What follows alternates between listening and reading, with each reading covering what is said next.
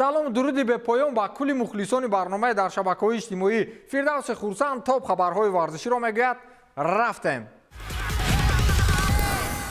дурахши футболбозони мунтахаби Тоҷикистон дар як мусобиқаи байналмилалӣ ки дар ниҳоят ҳамчун қаҳрамон ба хона бармегарданд. Дастаи мунтахаби Тоҷикистон таҳти раҳбарии мутахассиси харватӣ Петр Сегерт барандаи 48-умин мусобиқаи байналмилалии ҷоми Подшоҳ 2022 шуд ки имрӯз дар Таиланд ба поён расид. дар бозии ниҳоии мунтахаби Тоҷикистон бо тими миллии Малайзия бозӣ кард. вақти асосии вохирӣ мусовӣ 0-0 хотима ёфт ва дар силсилаи зарбаҳои пеналти футболбозони мо бо ҳисоби 3-0 ғалаба карданд ки метавонем истеъдоди фавқулодаи дарвозабони мунтахаб Рустам Ятимовро алоҳида тавсифу таъриф намоем. ӯ қудрат пайдо кард ки дар силсилаи зарбаҳои пеналти 2 маротиба зарбаи ҳарифонро баргардонад. ҳоли ҳозир дар саҳифаҳои шабакаҳои маҷозӣ ғолибияти футболбозони мо дар ин мусобиқа мавриди муҳокимаву тавсифи истифодабарандагон қарор гирифтааст. махсусан наворе ки онҷо футболбозони мо баъди ғолибият дохили автобус суруди миллии кишварро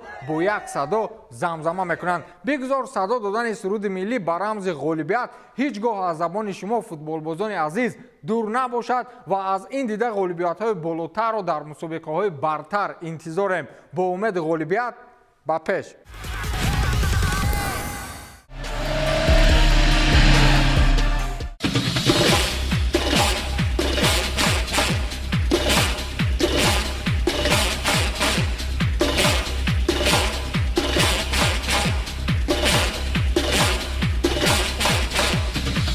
мухлисону ҳаводорони бозиҳои бурдноки лотои миллӣ, азизони дил, ҷамъбасти бозиҳо аллакай муайян гардид. дар дасти шумо чиптои 350 сомона. бас интизор шавед. санаи 30 декабр ҷамъбасти бозӣ баргузор мегардад. он нафароне ки то ҳол харидорӣ накарданд, пас шитобед азизон. бурдҳои олиҷаноб шуморо интизор ҳастанд. лотои миллӣ бо мо бурд кардан осон аст.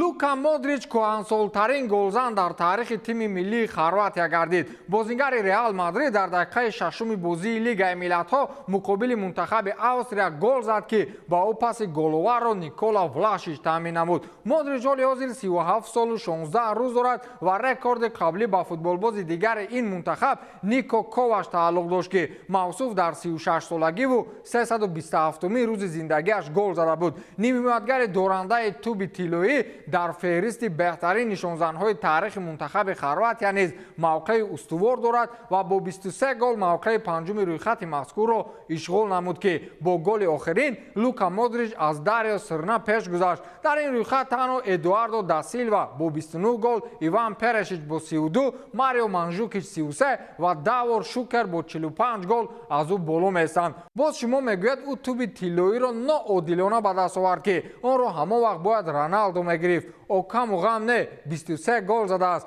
23 куҷову 117 куҷо?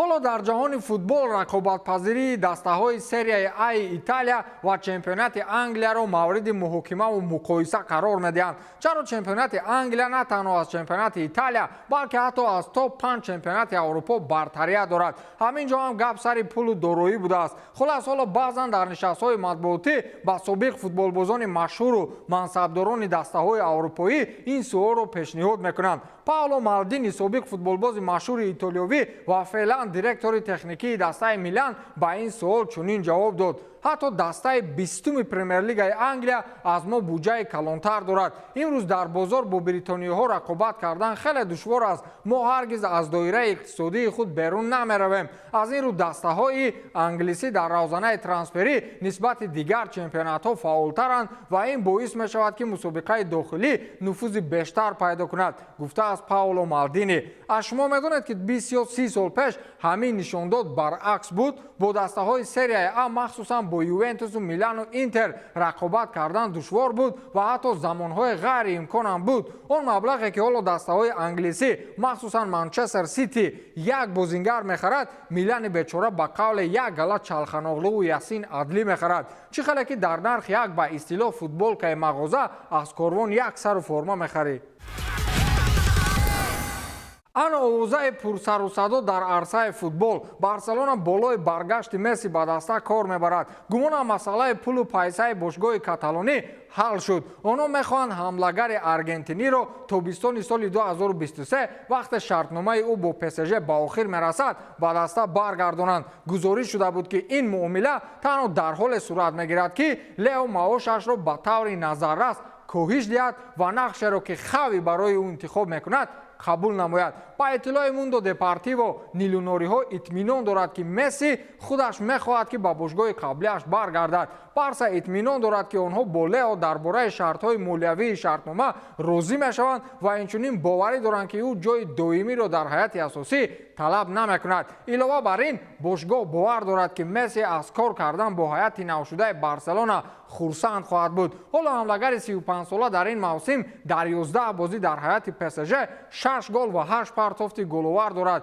این بهترین خبر برای مخلصان بارسلونا و شاید بدترین برای لواندوفسکی باشد.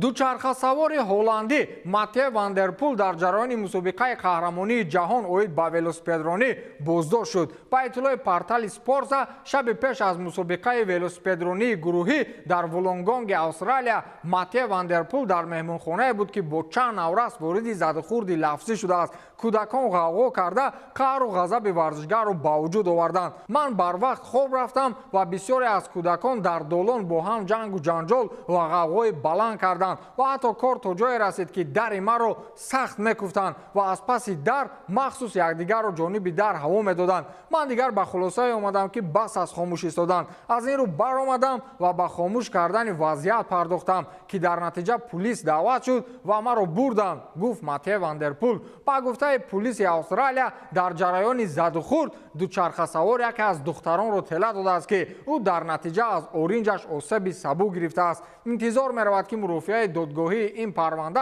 روز سه‌شنبه برگزار شود. واقعا با کودکان مناسبت کردن خیلی مشکل است. بی‌زبی کارم در همین است که تو رو به زندان میبرند و غوغاگران را حفظ میکنند. مکن با کودک بازی که خود را شرمنده سازی.